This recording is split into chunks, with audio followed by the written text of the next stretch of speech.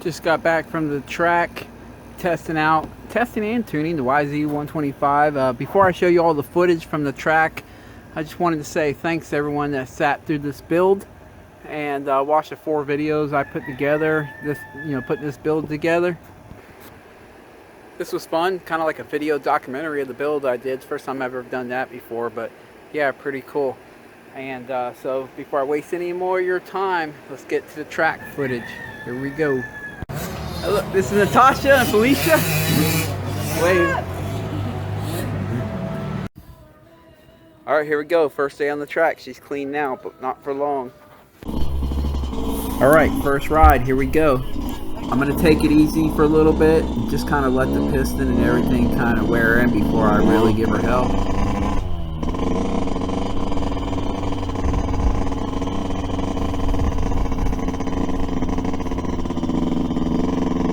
Track's all nice and perfectly groomed.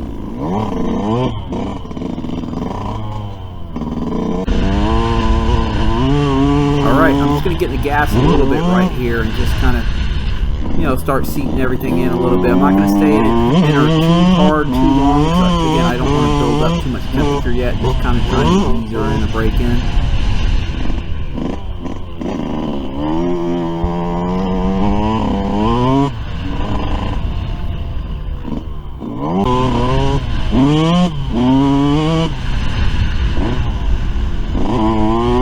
Now I'm going for it. Gonna run her for a little bit.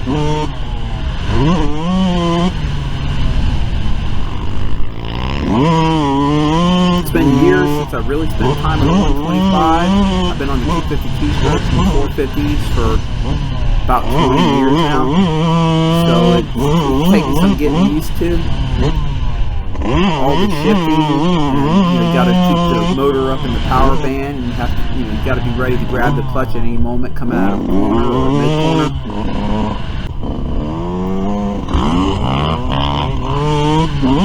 I'm just gonna get behind these guys for a little bit, trail him.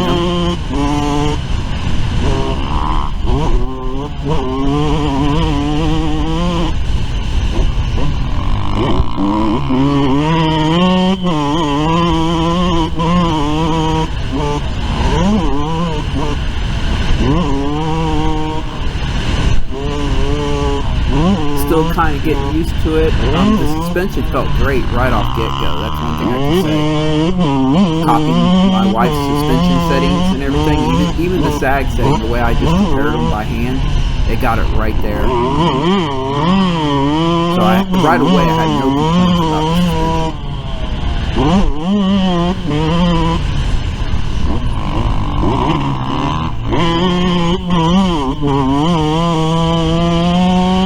But I still wasn't really riding all that good yet. Just kind of adapting to the all new machine.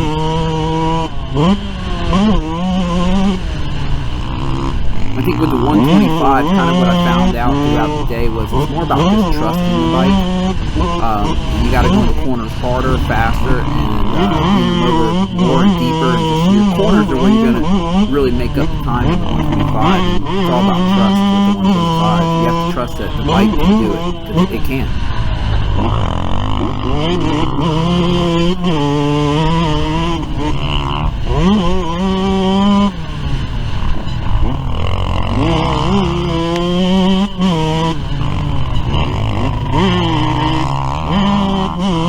Obviously, these big 450s just kind of run for me on the straights right now, at least.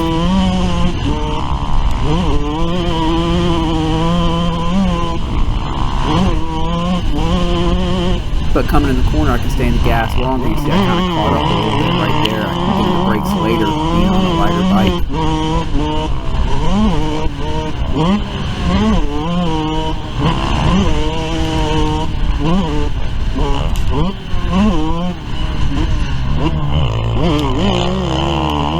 I did start to notice that I think he was running a little on the lean side, and that was kind of concerning me a little bit, but at the same time I was kind of having too much fun on my first ride to come in yet and change his jet. It wasn't quite to the point of like critical, but I could tell if it was favoring one direction or the other. It was definitely favoring me, mainly on the main jet.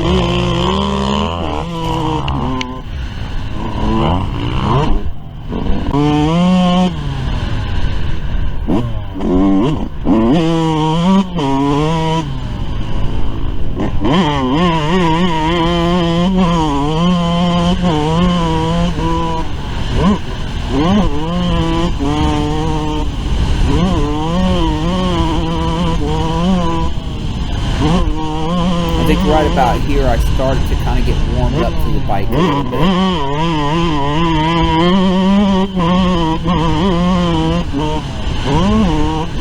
Not fully 100% there with it, but just getting warmed up to it, starting to trust it. See how I caught that way on the inside there? I kind of trusted that the front wheel was going to stick there, not slide out.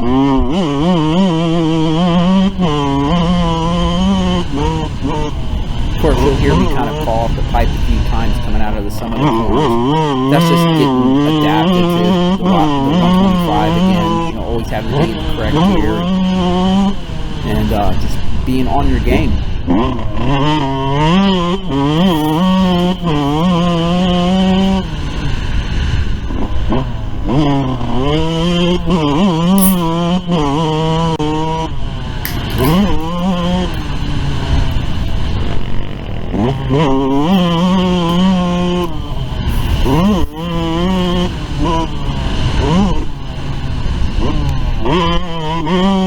It's funny, this little table coming right out of this corner right here, this table. I noticed a lot of the bigger bikes are having a hard time with it. For some reason, it felt really easy on the 125. I wouldn't have expected that. You know, I didn't ride a 450 that day, so I couldn't tell you what it felt like on a 450, but a lot of people were struggling with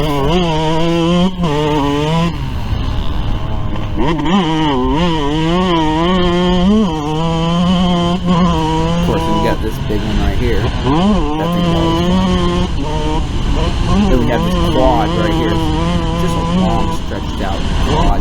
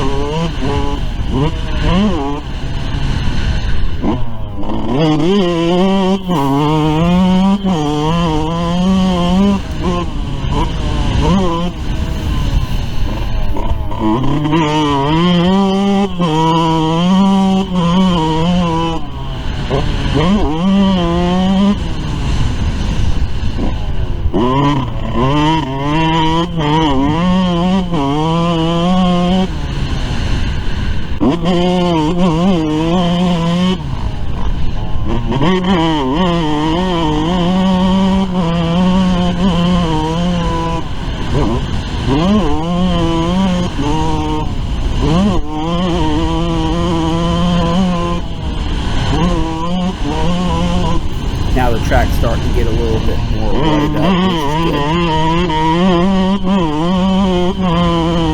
Felt like I had somewhere to put my wheels instead of flat tracking it. Still trying to catch this far inside right here. There we go. That's actually quite a bit harder to do on the 450. It feels like the front end slide out if you try to catch that far inside. With the 125, it just felt totally connected.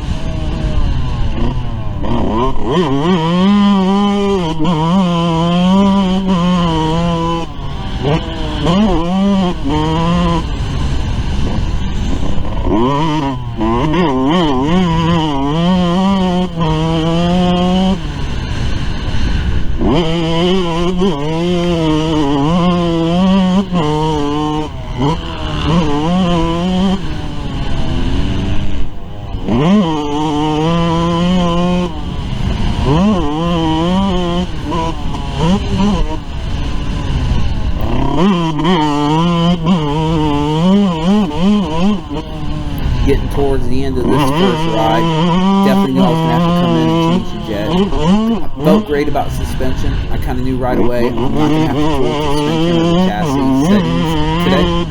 That's going to be good. I just kind of knew that I have to do a little bit to the jet just to protect the motor. Mainly, I just don't want to burn it out.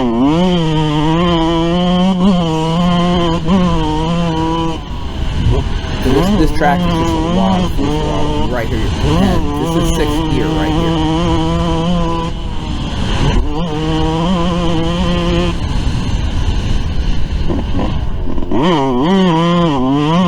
There's my wife, Natasha.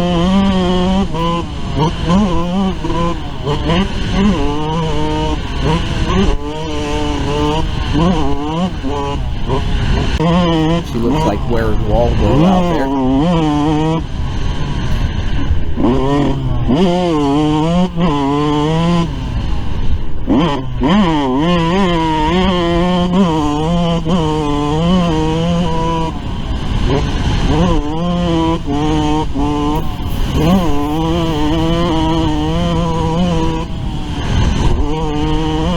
And there's Felicia.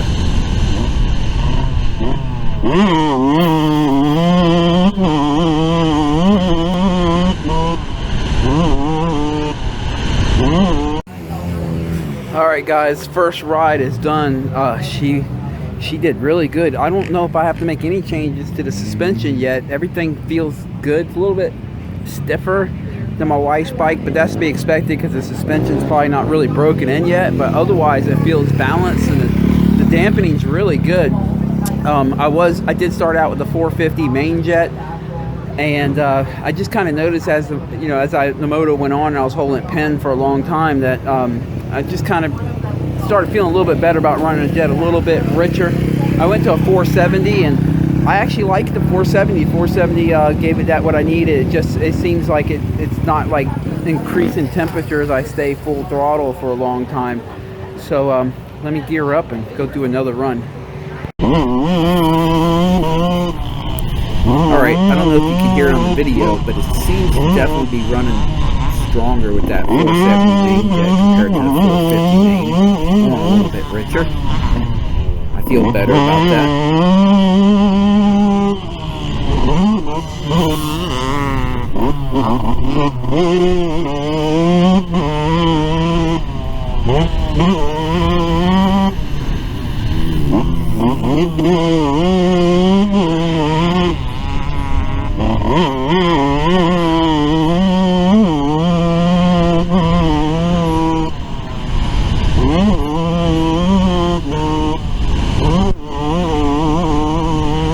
She pulled pretty good for basically a stock 125.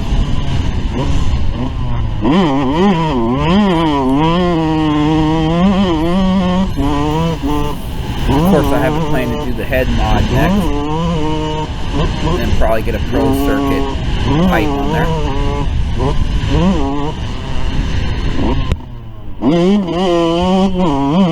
Track's starting to get a little bit chewed up, which is good.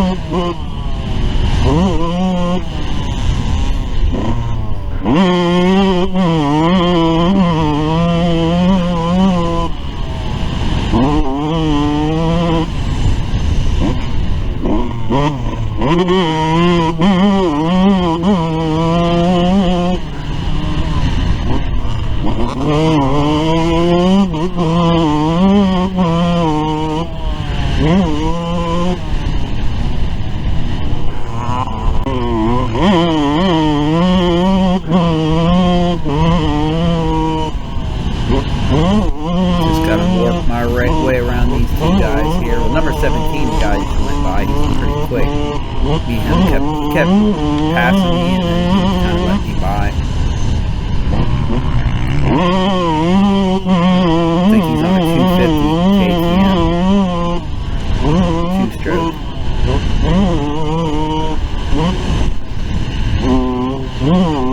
That's Mike right there in front of me. Been riding with him since 2005.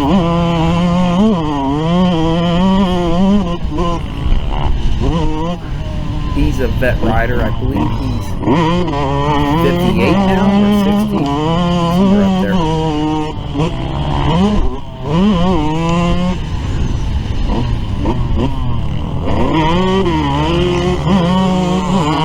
There goes number 17.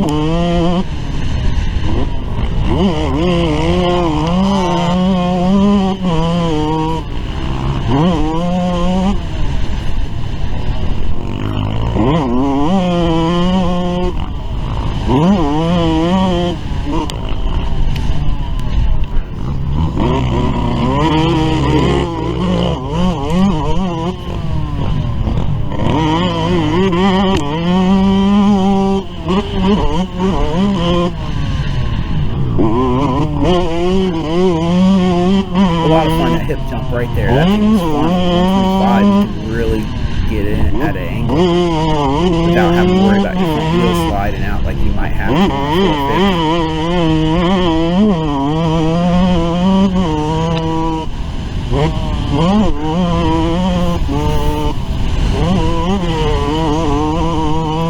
And then here comes some footage from my wife filming, and just look for me with the bright fluorescent green helmet. Alright, there's my wife talking to someone else out there on the track. I think they kind of collided a little bit, but not bad. No one got hurt. So this is MX74 down in Punta Gorda, Florida. It's a really cool track, as you can see in the video. It's kind of sandy, it's wide, it's fast. It's a good time. Just trying to get up here and give you a little aerial view of the whole track. The next footage coming up is some video clips my wife took. Just look for me in the bright fluorescent green helmet as I zip on by on the 125.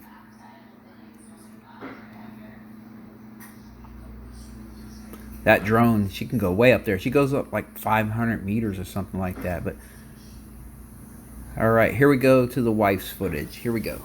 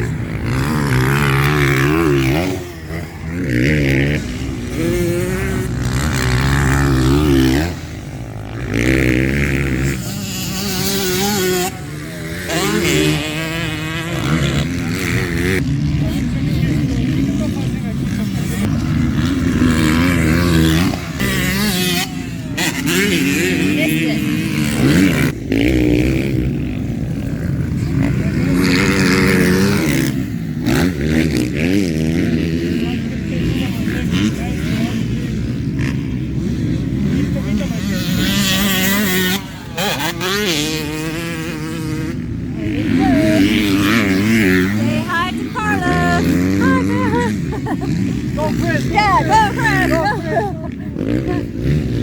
that's another thing that's nice that everybody does. I feel like it won't take a full hour to fix a track. Although it is getting dusty, but it's not taking like a full hour for lunch break. Yeah, but and I like it. I'm glad it is.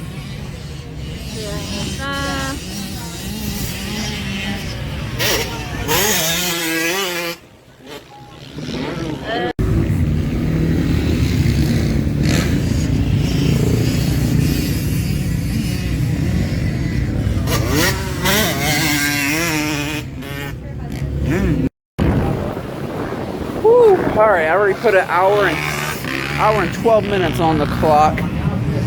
Whew, been running it hard. I went a little bit out on the fuel screw. The air screw, to kind of lean that up a little bit. It was a little bit rich just when you barely crack it. And but that's about it besides going to the 470 main. I still haven't had to do anything to the suspension. It just, copying my wife's suspension did exactly that.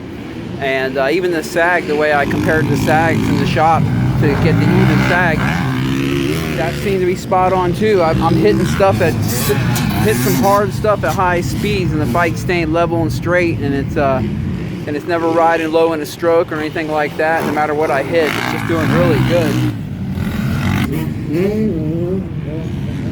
I will say it has been about 20 years since I've spent all day on a 125. Like, it's been 20 years since I've owned the 125 myself, and actually just spent all day on it myself. And I bought up for the past 20 years. I've either been on a 252 stroke or a 450, the big bikes. And so it's a little bit of experience, not having quite that horsepower and having to rely more on technique and your corner speed and everything.